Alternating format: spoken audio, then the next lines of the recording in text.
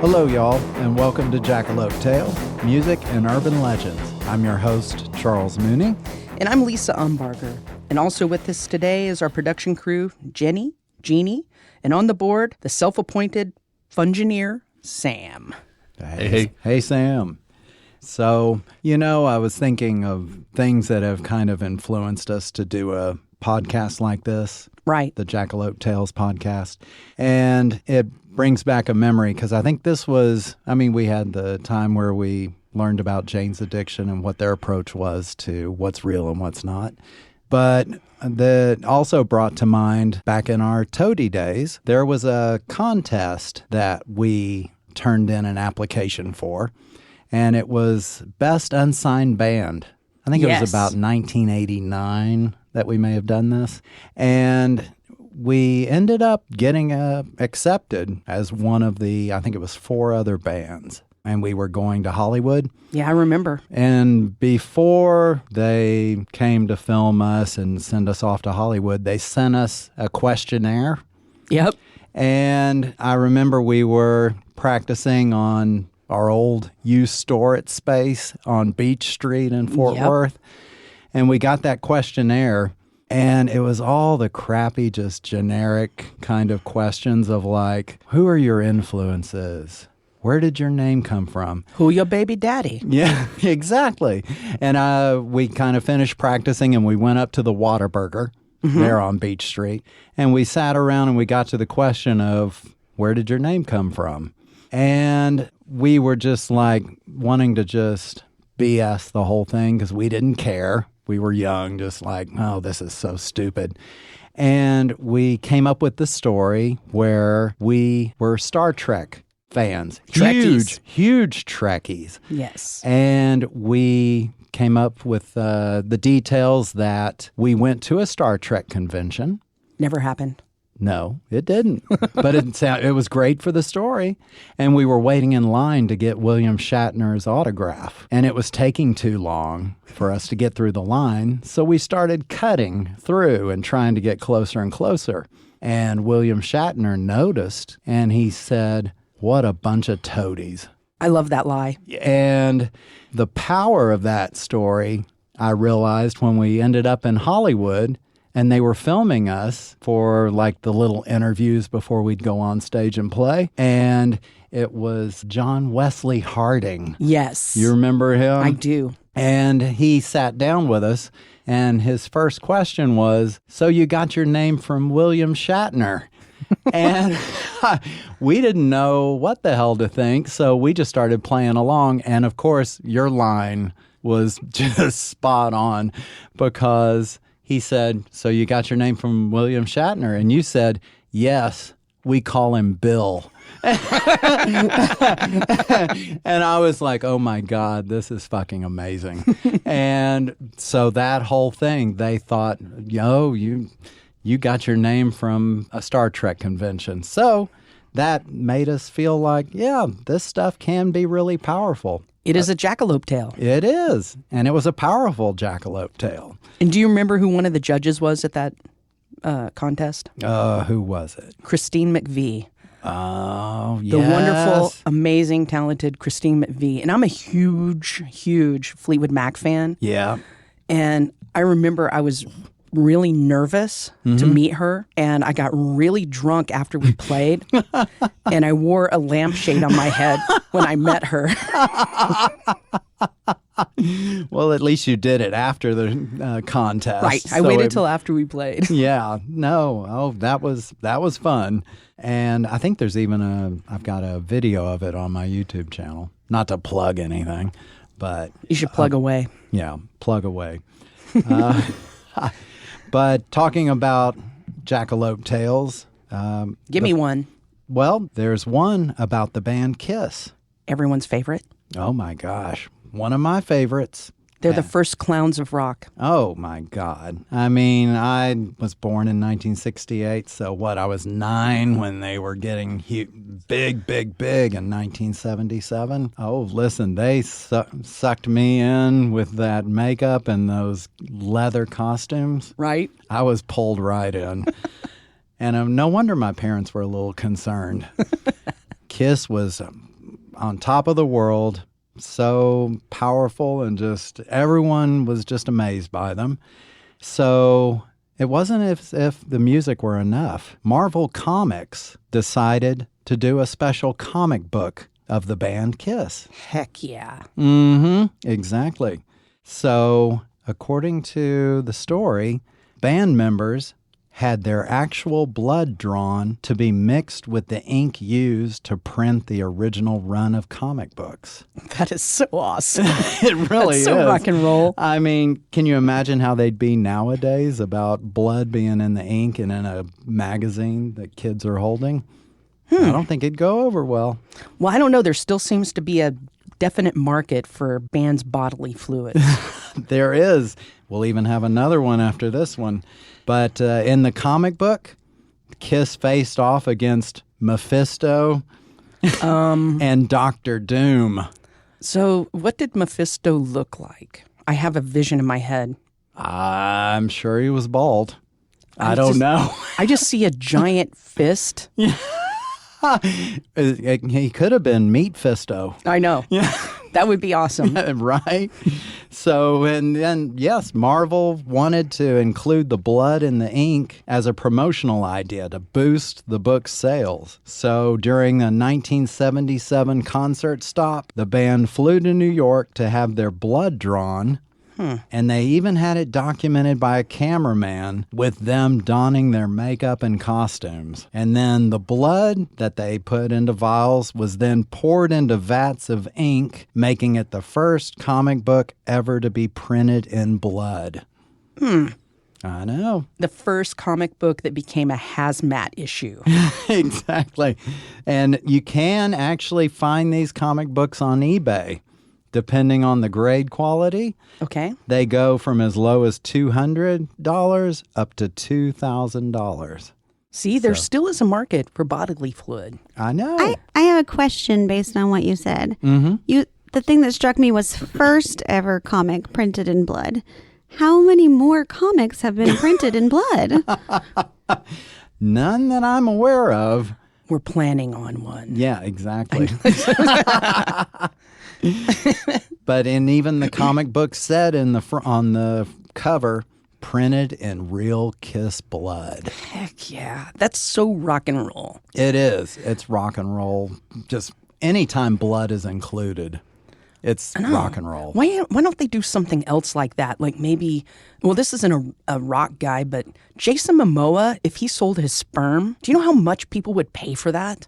Oh, my God. I think famous people should sell bodily fluids more. I think it would really take off. I think so, too. Yeah. I mean, I got Jason on speed dial here. I think I'll give him a call later. Check about the donations. Yes, I know. Let me know what you find out. So, but then we've got the blood part of it. Right. And now we're going to go to the tears. Oh. I know. The tears from humans. And in this case, it's the Fall Out Boys. Is it boy or boys? I think it's Fall Out Boy. Boys. Boy. Okay. Not with the boy. Z. Okay. That's the Fall rap Out band. Boy. Right. So we're going to call this one Fall Out Boy Cries for Vinyl. Crinal. Yes. It's for their new record, So Much for Stardust. I haven't heard it. I haven't either. It's been issued as a limited press of 50 vinyl records that contains real tears from the band members mixed in the wax. Okay. Whatever. Oh, but wait, let me say one more thing before you comment. Okay. How it's packaged. Yeah. The record is stored in a gatefold box with a built-in tissue dispenser. Okay. No. Now, Crinal, I guess they're calling it's a company that does this where they put tears in the vinyl wax. They say about this, the ultimate in emotional fidelity. Music is more than just sound waves. It's passion, struggle, and emotion. That's why we developed a new kind of record, one that contains the artist's actual tears. When you listen to a Krynal release, you're not just listening to what the artist played, you're feeling what they felt. Okay. I take your Krynal and I raise you 2 diarrheanals. I was thinking with Soul Shifter, the band we're currently in, we need to come up with seminal. Now, I can't do that, but you can. just because there won't be expectations, I don't want to put it on a 12-inch record. I want it made into a 45 because it's over before you know it. Oh, ba-dum-ba. You got the dad jokes. Yeah, yes, dad joke. But can you imagine, like, okay, so if punk rock was still alive today, which it's dead and it's disappointing that it's not rising up again. Because I Right. thought it would. I predicted this. Because they would make a diarrheanal, and I would buy that. I would buy the brown vinyl. Oh my God, yes. Like Gigi Allen, I wish he was still around so he could do something with this. Yeah. In response, just like here's your answer to your Krynal Fallout Boy, Pete Wentz, That would be so punk. right? I would love that. All the good punks are dead, and no one's around to do this, so we might have to do this. We might have to push the envelope. Gigi Allen was known as Gigi Allen in the punk rock days, Right. but he's known for being disgusting. So he Exactly. used to, on stage, cut himself, throw himself off a stage and hurt himself. But Yep. what he's really, 2 things he's famous for, pooping on stage and eating it. Yeah. And then for a final curtain call, he actually died on stage and no one knew it. Mm-hmm. People were That's applauding, right. going, man, that was so punk rock what he just did. And he actually was dead. Yeah. Not to laugh at death. No, but I don't of think course he would not. have had it any other way. No, there's no other way he could have gone out. Right. He died doing what he loves, Mm-hmm. Exactly. pooping on stage. So that's why we need to make poop vinyl. I'm in. Yeah. So any poop vinyl manufacturers, hit me up. Right. Maybe you can just send your poop in just like In a box? the whole, the testing for your Oh, testing your poop. yes. Hey, Yeah. Gigi Allen dying on stage is actually a jackalope tail. Future episode. Oh. Or did we just- just blow it? Did we blow it? No. Maybe. I think we share it again. We'll tell the story in more detail later. There you go. Yes. Because there could be, so, like a you said, tease. so many about him. Well, I got a really crazy one. And this is about a band I really don't know much about because I'm not a K-pop person. Are you a K-pop person? No, and I'm glad to say it. So there's a band. Well, actually, there's a guy named J-Hope. J-Hope. Okay. Okay? Got it. He's in a band. He's really famous. The band's called BTS. And it's really funny because when I was talking about this earlier, I kept calling it BTK, which is that's another podcast.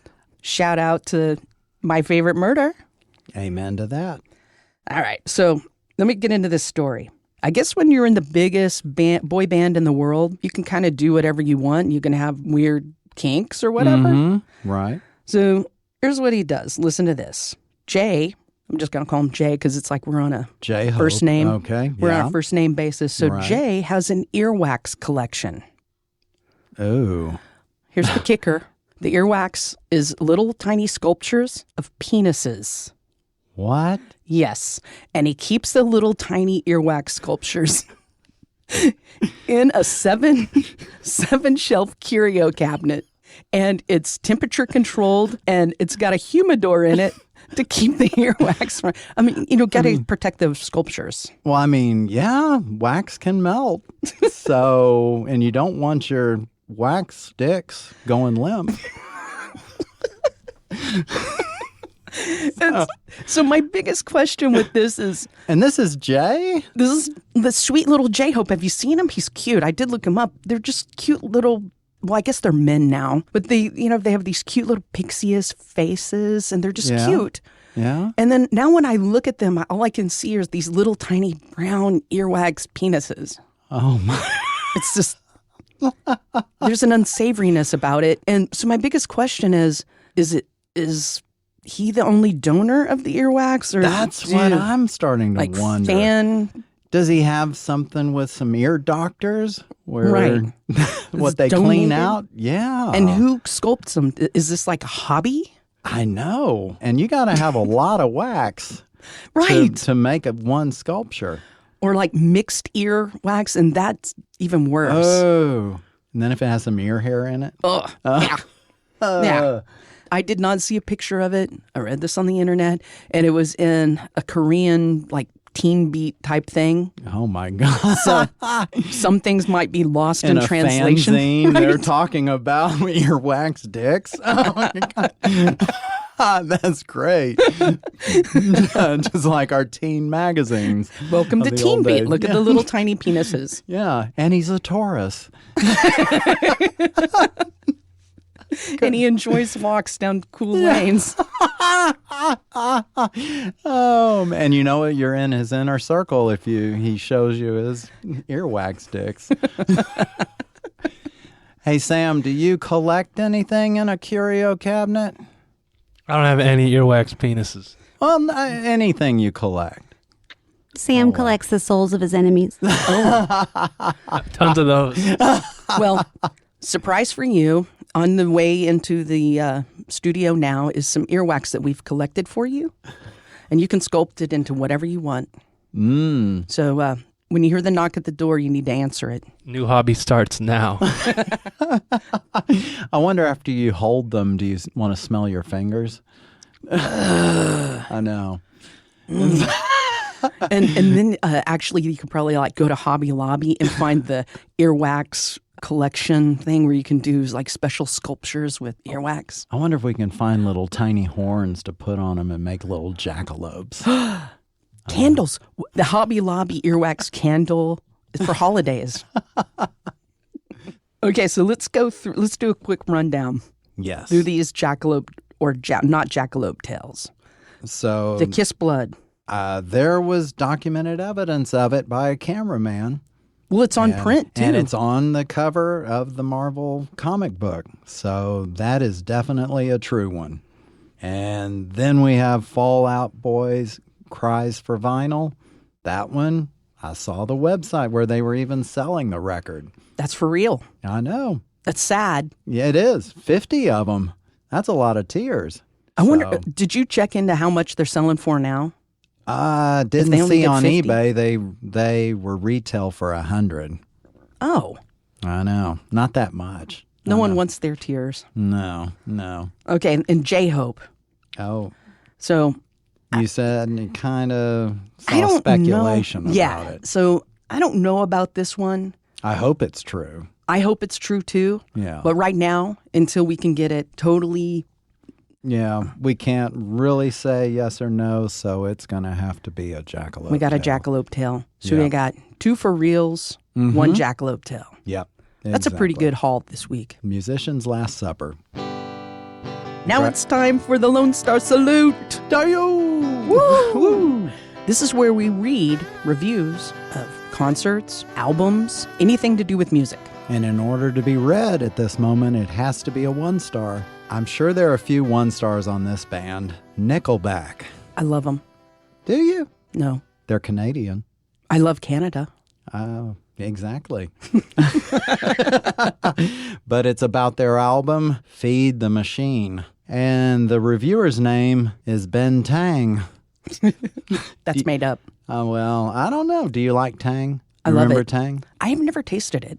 It was orange powder. I think you have to Tang. drink it on the moon, so I decided no. Okay, yeah. I mean, there may be a prerequisite to it. So Ben Tang had to say about Nickelback's Feed the Machine, I listened to this album and I was very disappointed. Same. I mean, poor Nickelback fan. I discovered if you play the album backwards, it sounded like the devil was singing. Then I discovered something much, much worse. If you listen to the album going forward, Chad Kroeger is singing. He concluded his 1-star review as saying, I would rather listen to a microphone in a portable toilet on a construction site than this album again. So he liked it. It sounds like a 1.5 star to me, but Ben Tang is not a fan of that Nickelback album.